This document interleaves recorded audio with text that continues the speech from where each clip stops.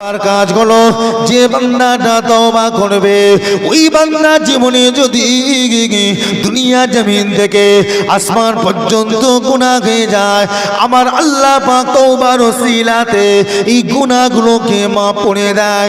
দ্বিতীয় নাম্বার হলো যে বান্দাটা বেশি বেশি তওবা করবে ওই বান্দাকে আল্লাহ পাক একটা দুটো নয়, 10টা 20টা নয়, 70টারও বেশি রোগ বিমার অসুখ থেকে আমার আল্লাহ পাক ওই বান্দাকে নাজাত দিয়ে দেয়।